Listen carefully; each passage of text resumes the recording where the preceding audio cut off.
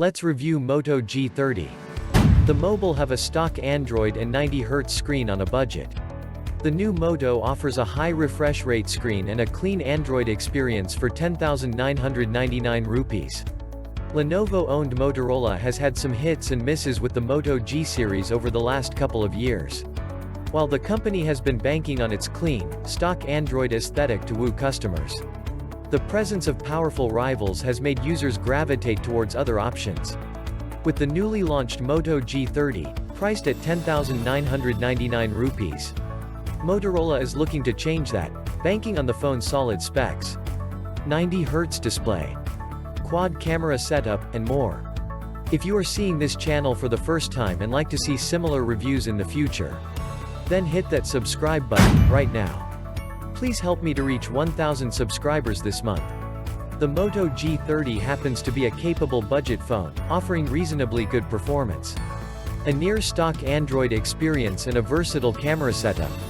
The 90Hz refresh rate display works quite well and you get a big battery to go along with it. However, if you are ready to forego the higher refresh rate and cleaner software for a device, as is usual on a budget Motorola device, the G30 has a thick plastic body and is quite heavy in the hand. I do like the light gradient finish, which makes the phone stand out from most of the crowd. The familiar Moto logo with the fingerprint integration is also present, while a quad camera protrudes slightly from the back. Among other things of note is a textured power button. That's it easy to differentiate from the dedicated Google Assistant button by feel alone, both of which are placed on either side of the volume rocker. On the bottom are a USB-C port and a speaker grill, with the headphone jack being placed on the top and the dual SIM slot on the left. A big selling point for the Moto G30 is its 90Hz refresh rate panel. The 6.5-inch HD+, 720 by 1600 screen on the phone comes with wide bezels on the sides and a water drop notch on the top. As far as smoothness goes, I have very little to complain about the fluidity that the 90Hz panel brings to the table, especially when in the budget category. It works well for the most part with the occasional jitters while browsing. The rest of the panel showcases slightly dull colors overall and there is a greenish tint when viewing it at an angle. Otherwise, the Moto G30 screen is as good as any of the other budget phones in the market. The optics are handled by a 6.4MP primary sensor, an 8MP ultra-wide shooter, a 2MP macro camera, and a 2MP depth sensor.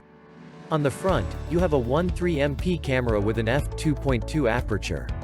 Like most budget phone, the Moto G30 takes decent daylight shots with a healthy amount of dynamic range, acceptable detailing, and generally crisp images. I also like the ultra-wide sensor which provides serviceable photos with minimal warping at the edges. The macro camera does seem to work well when the lighting is good, while the depth sensor helps in the background separation of portrait shots. At night, the shots are quite grainy and the sensor overcompensates with excessive sharpening. The dedicated night mode takes an eternity to click a shot and even then, the results are not really impressive. The selfie shooter also does a fairly decent job of capturing your face, and doesn't smoothen out the details as much as some other phones in the segment. The Qualcomm Snapdragon 662 SoC has been seen in several recent budget phones and the Moto G30 uses it too. Briefly, the SD662 is a good chipset, and in most of the normal use cases, there will be very few problems to report on. However, the GPU performance is not great, especially when you see comparable Helio G85 powered phones running heavy-duty games more efficiently. There is 4 GB of RAM and 64 GB of internal storage that can be expanded, but you will have to sacrifice a SIM card slot for that. The fingerprint sensor is fast, and the speaker and earpiece are satisfactory with respect to the audio quality. The Moto G30 ships with Android 11 out of the box and offers up to 2 years of Android upgrades. It has a bloatware-free, easy-to-use software build that doesn't stress the chipset. Finally, the setup is powered by a 5000 mAh battery that uses 20W fast charging. As far as my usage goes, I was able to eke out 1 full day of regular usage, spilling over to the next day in most cases. The phone got juiced up in about 2 hours, which is slightly on the slower side. The Moto G30 is a capable phone, and has all the traits of a worthy budget-focused smartphone. It offers a decent set of cameras, reasonable performance, good battery life, clean software, and an impressive 90Hz screen. The niggles include slow shutter times with the night mode, a missing dedicated slot for the micro SD card, and the heavy weight. The recently released Redmi Note 10 can offer better features such as a Super AMOLED panel, a better quad camera setup, exquisite design, faster charging speeds, an IR blaster, superior performance, and a dedicated micro SD card slot.